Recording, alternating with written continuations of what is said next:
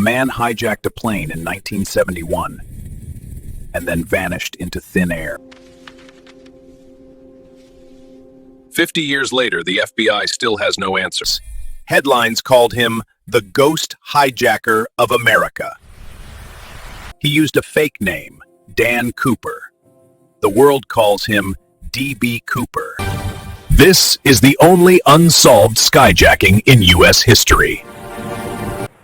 Thanksgiving Eve, 1971, Portland, Oregon. A normal day on the outside. A middle-aged man in a dark suit buys a one-way ticket to Seattle. He pays in cash. No ID check, no metal detectors, no luggage.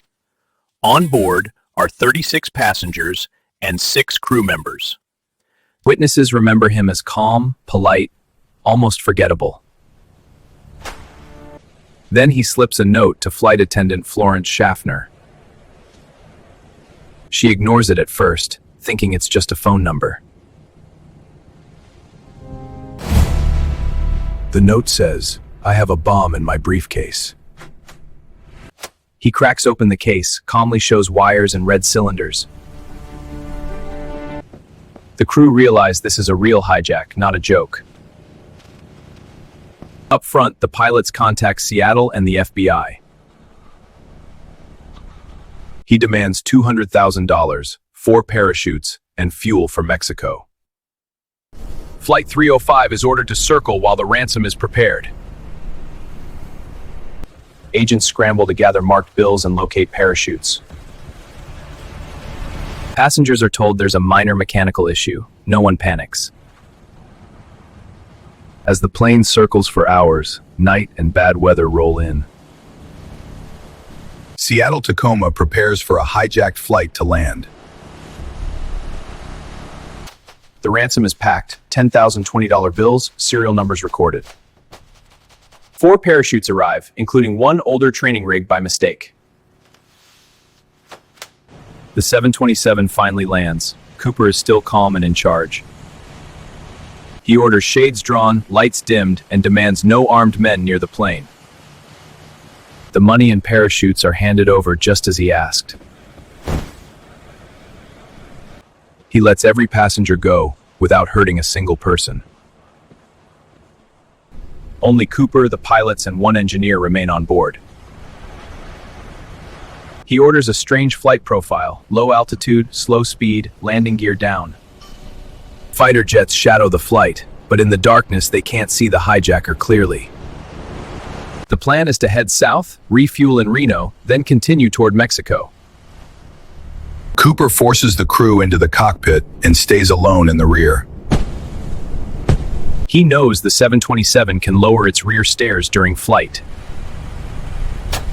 At about 8:13, the rear stairs drop into the storm. Somewhere over Washington State, he steps toward the open night. He jumps into freezing rain, no lights, no guarantee of survival. Later, investigators mark a rough jump area in thick forest and river country. The ground below is cold, wet, and unforgiving, especially for a dark parachute landing. At dawn, search helicopters comb the woods for any sign of the jumper. Teams walk miles of terrain, looking for a body, a parachute, even a shoe. Days pass. No parachute, no clothes, no confirmed trace of Cooper. Inside the command post, maps fill with pins and red string. Newspapers print a now iconic sketch and a misreported name, DB Cooper. Television turns the unknown hijacker into a national obsession. Across America, families debate, genius mastermind or doomed fool. Over the years, a handful of clues appear, but never the man himself. 7 years later, a rear stair warning placard turns up in the woods. Then, in 1980, a boy on a river sandbar stumbles on something extraordinary. 8-year-old Brian Ingram is just playing in the sand with his dad. He finds 3 rotting packets of $20 bills. The serial numbers match the DB Cooper ransom money exactly. The find raises more questions than answers about where the money traveled. Experts study sediment layers and currents to reconstruct the path of the bills. Headlines explode again. The myth grows stronger with every story. The boy who found the money becomes part of the legend himself. Only a small fraction of the ransom ever appears. Most of it is still missing. For the FBI, the case becomes a cold file with a hot legend. One of the first serious suspects is a man named Richard Floyd McCoy. Months after Cooper, McCoy hijacks a plane in a nearly identical way. He also demands money, parachutes, and jumps from the rear stairs. McCoy is arrested, tried, and even escapes from prison once. Vol. In the Bub Law, some call him a copycat. Others insist he was Cooper himself. In the end, investigators say the details just don't fully match. McCoy dies in a shootout after an escape. If he was Cooper, the truth dies there too. Official paperwork labels him unlikely to be the Skyjacker. The search moves on. The list of suspects keeps growing. More than 800 names are checked, but only a few ever look close. In 1995, a dying man named Dwayne Weber calls his wife close. After his death, she finds odd clues, airline notes, a bad knee, hints of a secret past. Her story hits the news and instantly becomes part of the Cooper myth. In most part of the belt out, the FBI tests what they can, but records from 1971 are limited. The results are inconclusive, nothing solid enough to close the case.